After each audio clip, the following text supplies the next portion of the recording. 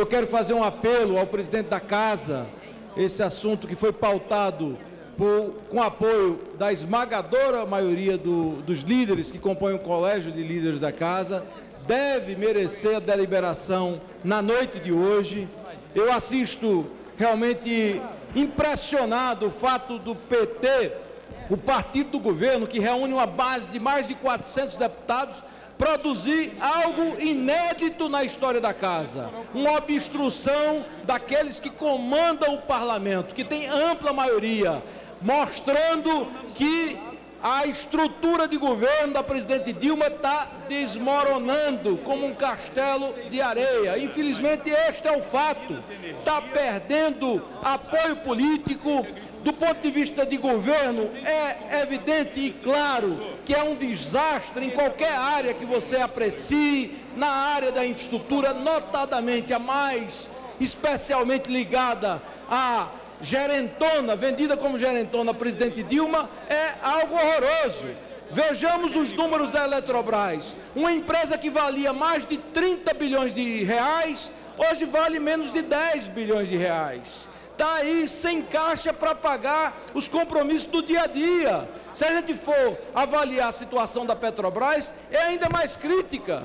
Conseguiram quebrar uma empresa de petróleo, minha gente, desmoralizando a sentença secular de John Rockefeller, que disse no final do século XIX que a melhor empresa do mundo seria uma empresa de petróleo bem administrada. E a segunda melhor empresa do mundo seria uma empresa de petróleo mal administrada. O PT, o Partido dos Trabalhadores, literalmente colocou a Petrobras numa situação absurdamente calamitosa. Está aí, endividada, valendo menos de 50% do valor patrimonial, valendo menos do que a empresa de petróleo da Colômbia. Então, é algo que merece, sinceramente, o acompanhamento por parte do Parlamento brasileiro. A gente tem que acompanhar de perto o que está ocorrendo em termos de gestão dentro da Petrobras, acompanhar os seus investimentos. As denúncias não são de hoje. Há uma denúncia muito grave envolvendo a aquisição de uma refinaria de petróleo chamada em Pasadena, no Texas, que gerou um prejuízo da ordem de $1 bilhão. E agora, recentemente, ao contrário do que disse o líder do governo, não foi uma denúncia da oposição, não. É uma apuração que existe no Ministério Público Federal, vinculada ao governo da Holanda, envolvendo uma empresa que é fornecedora de serviços da Petrobras, a SBM. Esse inquérito está instaurado. E por que o Parlamento brasileiro não pode acompanhar?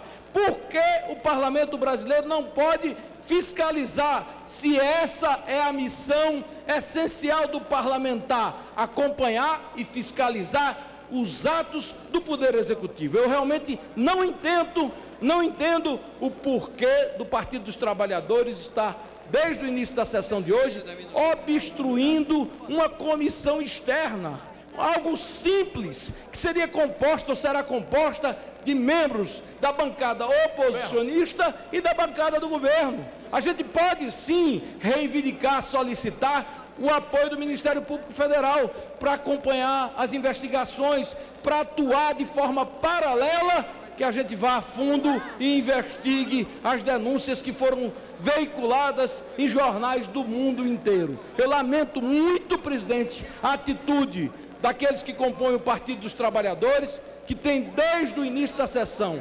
apesar de amplo apoio por parte do plenário e das lideranças que compõem esta casa, de obstruir a tentativa de acompanhar algo que interessa à sociedade brasileira. As consequências da má gestão e dos indícios de corrupção dentro da Petrobras são muito graves para toda a economia brasileira. Quebraram a empresa de petróleo, comprometeram a saúde financeira e espalharam uma situação crítica para outros ambientes da economia brasileira. Cito, por exemplo, o Proálcool, a indústria sucroalcooleira de Goiás, de São Paulo, de Pernambuco, de Alagoas. Em São Paulo, para se ter uma ideia, tem 20 empresas. Obrigado, tchau. Senhor presidente, deputado Flaviano 20 Melo, empresas da área sucroalcooleira em processo de recuperação judicial. Por quê? Seguraram artificialmente o preço da gasolina, imaginando que se controla inflação a partir de preço administrado, porque se o preço fosse o do mercado, a inflação oficial já tinha batido 10%.